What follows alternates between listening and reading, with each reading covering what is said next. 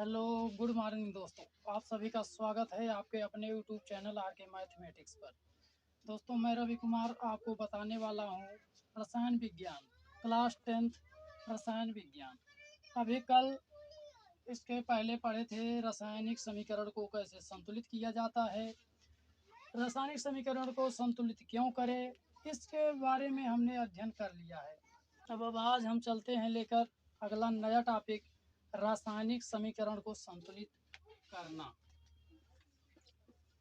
रासायनिक समीकरण को संतुलित करना या रासायनिक समीकरण को संतुलित करने के चरण पहले जान लें। करने के चरण यानी कि रासायनिक समीकरण को कैसे संतुलित किया जाता है, पहले इस नियम को हम जान लें, तब इसके बाद हम एग्जाम्पल को लेकर चलते हैं। एग्जाम्पल के असंतुलित है, कंकाली रासायनिक समीकरण है, के लिए हमें किसी न किसी अंक का गुणा करना पड़ता है जिसके लिए वह संतुलित हो जाए। तो अंकों का गुणा हम रासायनिक समीकरण के पीछे न करके उसके आगे से कर। समीकरण हुआ H2 प्लस O2 यानी कि हाइड्रोजन ऑक्सीजन से अभिक्रिया करके जल का निर्माण करता है। H2O जल का निर्माण करता है। ये आपका हाइड्रोजन है और ये ऑक्सीजन। हाइड्रोजन और ऑक्सीजन आपस में अभिक्रिया करके जल का निर्माण करते हैं। तो इसमें ये आपका जो रिएक्शन के पहले है, आप सभी जानते हैं, हमने बताया है इसके अभी कल वाले टॉपिक में कि तीर के पहले यानी अभिक्रिया के पहले जो होता है या रासायनिक समीकरण में जो भाग लेता है उसे अभिकारक कहा जाता है। ये अभिकारक है। और अभिक्रिया के फलस्वरूप जो नया पदार्थ बनता है, जो प्रोडक्ट बनता है, उसे हम उत्पाद कहते हैं। इतनी बात तो आप जानते हैं। अब इसके बाद बात ये आती है कि समीकरण को संतुलित कैसे करें। ये अभी असंतुलित समीकरण है। क्यों? क्योंकि इस तरफ हाइड्रोजन के 2 अणु, ऑक्सीजन के 2 अणु, और इस तरफ उत्पाद में हाइड्रोजन के 2 अणु हैं। ये तो बराबर है, परंतु ऑक्सीजन के उत्पाद में एक ही अणु है और अभिकारक में 2 अणु हैं। तो ऑक्सीजन को हमको संतुलित करना है, यानी कि जितना अभिकारक में है उतना ही परमाणु उत्पाद में भी होने चाहिए। तो देखिए हाइड्रोजन, तो इसमें हम पहले किसको संतुलित करते हैं, चाहे अभिकारक हो या उत्पाद हो, जिसकी मात्रा अधिक होती है दोनों में, हम उसको पहले संतुलित करते हैं। इसमें सबसे अधिक मात्रा किसकी है, पहले हम देखते हैं हाइड्रोजन की। हाइड्रोजन की मात्रा अधिक है, तो हाइड्रोजन को पहले संतुलित करें। तो हाइड्रोजन 2 बराबर है। तो अगला ये ऑक्सीजन है, इस तरफ ऑक्सीजन के एक ही अणु है, तो हम पहले ऑक्सीजन को संतुलित करते हैं। इस तरफ हम ऑक्सीजन 2 से गुणा कर दिए, यानी कि अब हाइड्रोजन के 4 अणु हो गए और ऑक्सीजन के 2 अणु हो गए। अब इसमें ऑक्सीजन के 2 अणु और इसमें भी ऑक्सीजन के 2 अणु। जब आगे गुणा किया जाता है तो इसमें हम क्या करते हैं, ये 2 का गुणा इसमें भी है और इसमें भी है। और अब यहाँ हाइड्रोजन का 4 अणु हो गया, 2 2 4, तो इसमें 2 का मल्टीप्लाई कर देंगे। अब देखिए हाइड्रोजन का 4 अणु हुआ, ऑक्सीजन का 2 अणु, और इसमें भी हाइड्रोजन का 4 अणु हुआ और ऑक्सीजन का 2 अणु। अब दोनों को हम देखिए कैसे संतुलित करेंगे। दोनों का द्रव्यमान भार कितना है, हाइड्रोजन 2 2 4 4 हुआ, 4 हाइड्रोजन, क्योंकि एक हाइड्रोजन का परमाणु भार 1 होता है, तो 4 हाइड्रोजन 4 गुणे 1 प्लस एक ऑक्सीजन का 16 होता है परमाणु भार, और 2 ऑक्सीजन का कितना होगा, 2 गुणे 16, तो 4 एकम 4 प्लस 16 दूनी 32 बराबर 32 4 36। अब उत्पाद में देख लेते हैं। हाइड्रोजन 4 × 1 प्लस ऑक्सीजन 2 × 16, 4 + 32, 32 4 36, यानी कि दोनों साइड क्या है, इक्वल हैं, तो यह क्या है, संतुलित रासायनिक समीकरण है।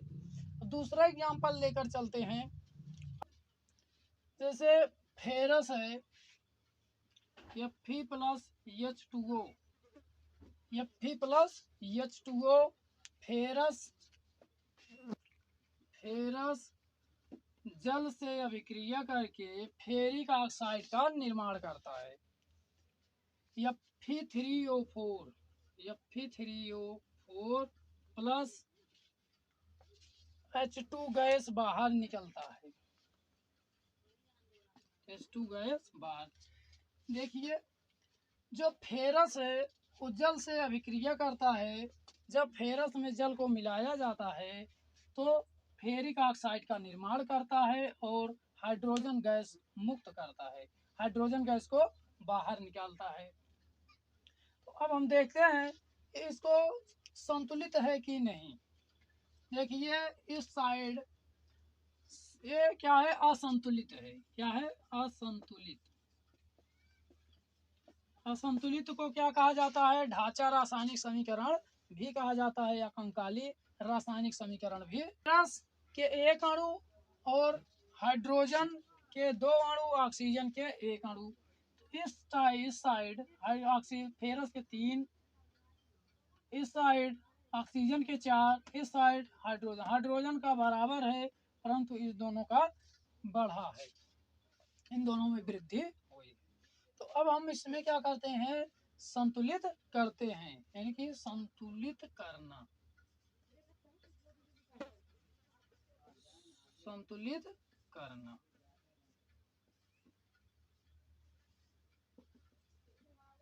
हम सबसे पहले देखते हैं कि किसका परमाणु सबसे अधिक है, यानी इन सभी परमाणुओं में, तत्वों में कौन सा तत्व सबसे अधिक है। हम सबसे अधिक परमाणु वाले तत्व को देखते हैं। इसमें हम देखेंगे कि सबसे अधिक परमाणु किसका है। पहले हम क्या करते हैं, पहले ऐसे लिख लेते हैं, संतुलित में पहले हम ऐसे लिख लेंगे। अब हम सबसे पहले देखते हैं अभिकारक हो या उत्पाद हो, दोनों में किसका परमाणु सबसे अधिक है। तो हम सबसे अधिक परमाणु वाले यौगिकों को देखते हैं। अब इसमें हम संतुलित करने के लिए सबसे पहले ये देखते हैं कि कौन सा ऐसा तत्व है जिसका परमाणु सबसे अधिक है, यानी कि सबसे अधिक परमाणु वाले कौन से यौगिक हैं। तो देखें, इस साइड फेरस का 1, इस साइड फेरस का 3 अणु, तो इस साइड हाइड्रोजन का 2, ये तो संतुलित, ऑक्सीजन का 1, ऑक्सीजन का 4 है। तो इसमें हम ऑक्सीजन का सबसे अधिक हमको परमाणु मिल रहा है, यानी परमाणु का यौगिक मिल रहा है, तो हम पहले ऑक्सीजन को संतुलित करते हैं। तो संतुलित करने के लिए हम कोष्ठक के बाहर किसी ऐसे अंक का गुणा करते हैं कि वह उसके बराबर हो। तो सबसे पहले ऑक्सीजन इसमें ज़्यादा है तो हम इसको पहले संतुलित करेंगे। संतुलित करने के लिए हम किसी अंक का गुणा उसके सामने से करते हैं, ना कि पीछे से, क्योंकि हम भारतीय हैं। भारतीय जो होते हैं वो पीछे से किसी को वार नहीं करते, वो सीधा सामने से वार करते हैं।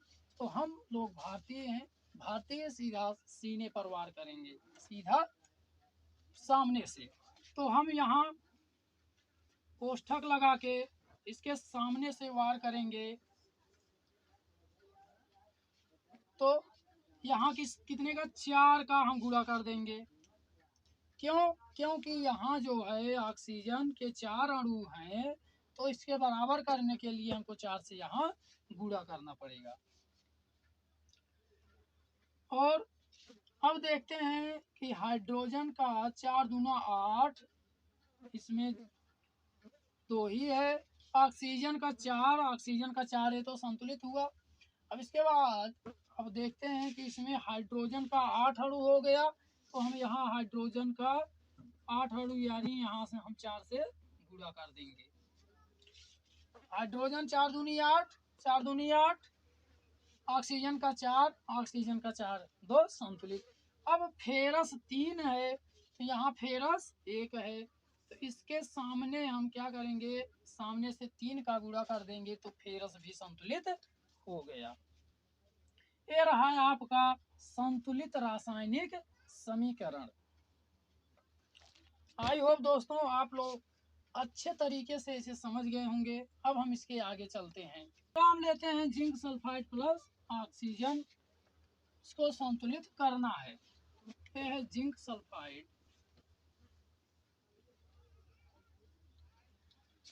जब जिंक सल्फाइड और ऑक्सीजन आपस में अभिक्रिया करते हैं तो जिंक ऑक्साइड और सल्फर डाइऑक्साइड का निर्माण करते हैं। ये है जिंक ऑक्साइड, ये है सल्फर डाइऑक्साइड का निर्माण होता है।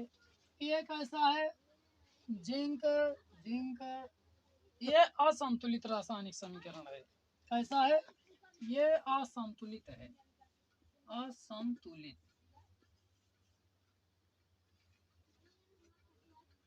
असंतुलित रासायनिक समीकरण है। ये असंतुलित रासायनिक समीकरण है। अब इसको हमें क्या करना है, संतुलित करना है। संतुलित रासायनिक समीकरण। अब हमको इसे संतुलित करना है, कैसे करेंगे, तो हमने अभी बताया सबसे पहले क्या करते हैं, हम उसको एज इट इज लिख लेते। तो अब हम देखते हैं इन दोनों में यानी अभिकारक और उत्पाद में कौन सा ऐसा परमाणु है, यौगिक तत्व है जो सबसे अधिक है, जिसका मान सबसे अधिक है। तो हम क्या करते हैं, पहले देख लेते हैं। तो क्या यहाँ जिंक 1 है, zinc 1, sulphur 1, sulphur 1, oxygen 2, oxygen इस साइड 3 है। तो पहले हम ऑक्सीजन को ही संतुलित करते हैं। क्या करेंगे हम पहले यहाँ, और हम बस अभी जानते हैं कि हम भारतीय लोग कहीं भी वार करते हैं तो सीधा सामने से करते हैं। सामने से यहाँ कोष्ठक लगाएंगे और यहाँ 2 से मल्टीप्लाई कर देंगे। देखते हैं 2 से मल्टीप्लाई किए, अब ऑक्सीजन 4 हो गया। अब ऑक्सीजन 4 हो गया, लेकिन इस साइड ऑक्सीजन की कमी हो गई, तो हम क्या करेंगे कि अब यहाँ हम 2 से मल्टीप्लाई कर देंगे। देखते हैं तो जिंक का 2 अणु हुआ, ऑक्सीजन का 2, यानी 2 oxygen 2 oxygen 4 oxygen, oxygen oxygen बराबर। परंतु ये घटना घट गई, जिंक की मात्रा बढ़ गई और इस साइड जिंक की मात्रा घट गई। तो यहाँ भी हम 2 से क्या करेंगे, मल्टीप्लाई कर दिए। जिंक तो बराबर, परंतु सल्फर क्या हुआ, घट गया। तो अब यहाँ हम क्या करेंगे, 2 से मल्टीप्लाई कर देंगे। अब देखते हैं पुनः हमको असंतुलित हो रहा है, तो यहाँ से हम संतुलित नहीं है तो इसको क्या कर देंगे, 3 कर देंगे। अब 3 कर दिए तो देखिए अब ये संतुलित अवस्था में हो गया। ये अब क्या हुआ, संतुलन की अवस्था में हो गया। देखिए ऑक्सीजन 3 दूना 6, 2 ऑक्सीजन और 2 2 4, 4 2 6 ऑक्सीजन। ऑक्सीजन की मात्रा बराबर, जिंक 2 जिंक और 2 जिंक, सल्फर 2 सल्फर 2 सल्फर, यानी कि ये क्या हुआ, संतुलित अवस्था में हो गया। अतः यह संतुलित समीकरण है। अब अगला देख लेते हैं, एल्यूमिनियम प्लस HCl, यानी कि एल्यूमिनियम आता है, एल्यूमिनियम क्लोराइड का निर्माण करता है और हाइड्रोजन गैस को मुक्त करता है। यानी कि इस प्रकार हम देख लेते हैं कि कोई भी धातु हो, यदि वह रिएक्शन कर रहा है तो वह हाइड्रोजन गैस को मुक्त करता है। तो ये कैसा है, इसको देख लेते हैं, ये संतुलित अवस्था में है कि नहीं। नहीं है क्या? नहीं, ये संतुलित अवस्था में नहीं है। क्यों? क्योंकि एल्यूमिनियम की साइड एक अणु, इस साइड भी एक अणु है, ये तो सही है। क्लोरीन के एक अणु, इस साइड क्लोरीन के 3 अणु हैं। हाइड्रोजन हाइड्रोजन यानी कि दोनों की मात्रा बढ़ गई। तो अब हम इसको संतुलित करने के लिए पहले हम क्या करते हैं, एज इट इज लिख लेते हैं। ये कैसा है? असंतुलित है, यानी कि ये असंतुलित रासायनिक समीकरण है। तो संतुलित रासायनिक समीकरण, संतुलित करना। अब हम इसको संतुलित करें, पहले हम एज इट इज लिख लेते हैं। तो अब इसको हम संतुलित करने के लिए हम पहले देखते हैं कि अभिकारक हो या उत्पाद हो, किसकी मात्रा अधिक है। तो हम पहले क्या करेंगे, क्लोरीन को संतुलित करेंगे। पहले कोष्ठक लगाते हैं सामने से, तो 3 क्लोरीन, यहाँ हम 3 से मल्टीप्लाई कर दिए, देख रहे हैं अभी 3 से मल्टीप्लाई कर दिए। इसके बाद हाइड्रोजन 3, यहाँ क्या करेंगे, 6 से गुणा करेंगे, और यहाँ क्या करेंगे, 6 क्लोरीन एल्यूमिनियम 2 हुआ, तो इसके आगे हम 2 से मल्टीप्लाई किए, और हाइड्रोजन 6 हुआ, तो यहाँ हम 3 से मल्टीप्लाई करेंगे। ये आपका क्या है, संतुलित रासायनिक समीकरण। तो ये क्या है, संतुलित रासायनिक समीकरण। वीडियो को स्किप करके ना देखें, नहीं तो आपको मज़ा नहीं आएगा इस वीडियो में। तो चलिए आगे चलते हैं अगला लेकर।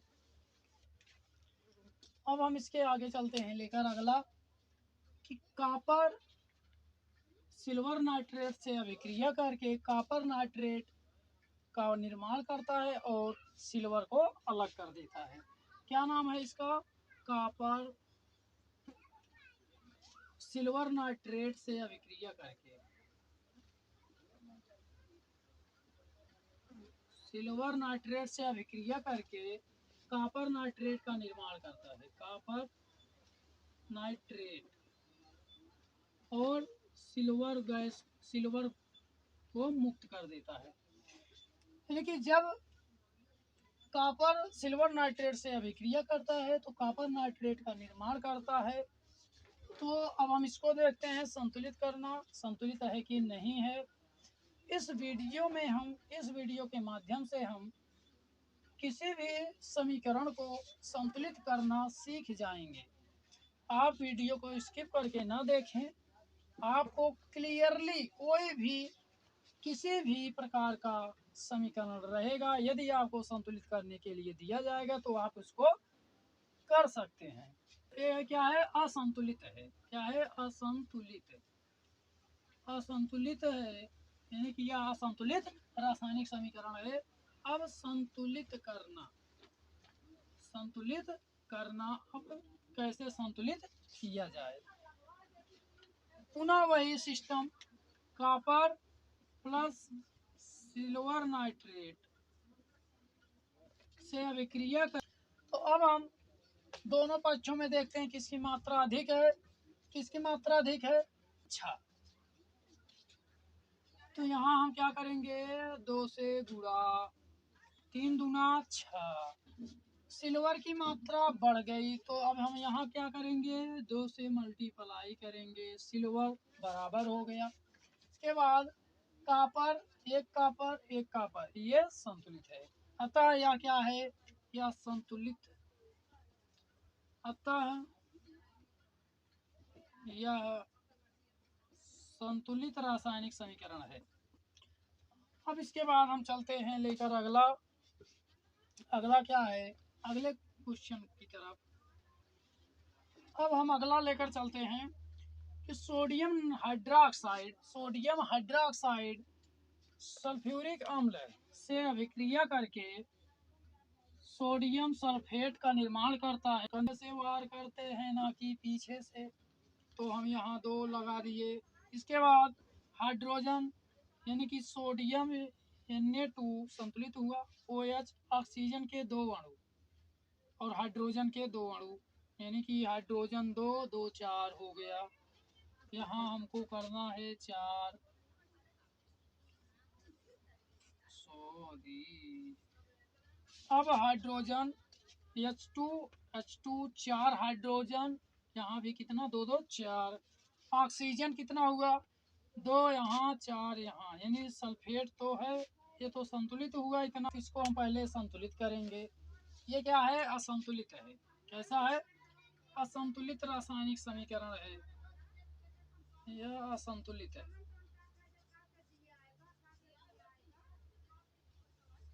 यह असंतुलित रासायनिक समीकरण है। अब इसको हमको क्या करना है संतुलित करना है। इस दिए गए समीकरण को क्या करेंगे देखेंगे किसकी मात्रा अधिक है दोनों पक्षों में, यानी अभिकारक और उत्पाद में किसकी मात्रा अधिक है। किसकी मात्रा अधिक है सोडियम, पहले लिख लेते हैं किसकी मात्रा अधिक है इसमें सोडियम की। सोडियम को संतुलित करते हैं 2 कोष्ठक के बाहर 2 लगाए, क्योंकि यानी कि अब यह क्या है संतुलित है। अतः यह संतुलित समीकरण है। अतः यह क्या है संतुलित रासायनिक समीकरण है। अब आप इसका स्क्रीनशॉट ले लीजिए। इसके बाद अब हम आगे चलते हैं। अगला लेकर चलते हैं। कैल्शियम हाइड्रोक्साइड हाइड्रोक्लोरिक अम्ल से अभिक्रिया करके कैल्शियम क्लोराइड का निर्माण करता है और जल को बाहर निकालता है। तो ये देखेंगे कि संतुलित है कि असंतुलित है। तो ये कैसा है असंतुलित है। कैसा है असंतुलित रासायनिक समीकरण है। असंतुलित, यह असंतुलित रासायनिक समीकरण है। तो अब हम क्या करेंगे संतुलित करेंगे।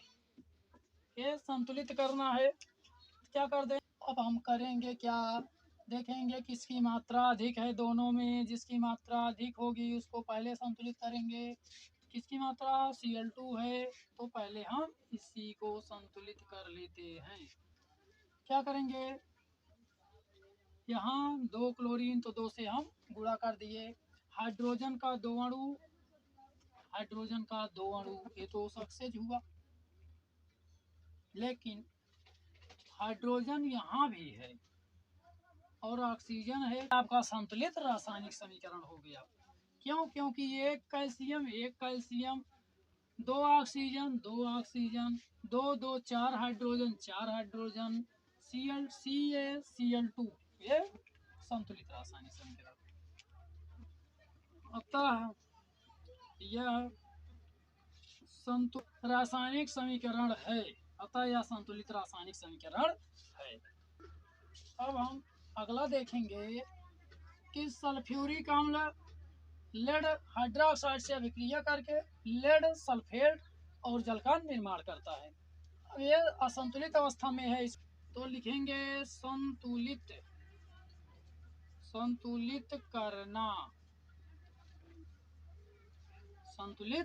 करना। कैसे करेंगे पहले हम इसको जैसा है वैसा लिख लेंगे। H2SO तो हमने वैसे लिख लिया। अब करेंगे क्या जिसकी मात्रा अधिक है उसके पहले हम उस संख्या का गुणा करेंगे ताकि वो संतुलित हो जाए कोष्ठक लगा के। तो SO4 का होल ट्वाइस है 2 का मल्टीप्लाई कर दिए तो SO4 का होल ट्वाइस बन गया। और H2 है यानी 4 हाइड्रोजन हुआ 2 2 4 और 4। अब हम इसको संतुलित करेंगे। संतुलित करने के लिए देखेंगे कि दोनों की तरफ किसकी मात्रा अधिक है। SO4 2 अणु, तो यहाँ हम क्या करेंगे तो 4 2 लेड सल्फेट इतना क्लियर हुआ, इतना संतुलित हुआ। अब इसके बाद 2 2 4 हाइड्रोजन और यहाँ 4 हाइड्रोजन 4 ऑक्सीजन, यानी कि 4H2O। यहाँ हम 4 का मल्टीप्लाई कर दें तो अब देखिए 4 हाइड्रोजन, 4 4 4 दूना 8 और 4 ऑक्सीजन 4, ये आपस संतुलित होगा। अतः यह संतुलित रासायनिक समीकरण है। तो आई होप दोस्तों आप लोग यहाँ तक क्लियरली समझ गए होंगे। आज का आपका अपना टॉपिक यहीं तक। इस वीडियो के माध्यम से हमने पूरा किसी भी प्रकार का समीकरण होगा उसको संतुलित कैसे किया जाएगा हम इस टॉपिक में समझ गए हैं। अब हम अगले दिन मिलेंगे नेक्स्ट वीडियो में। Thank you for watching this video.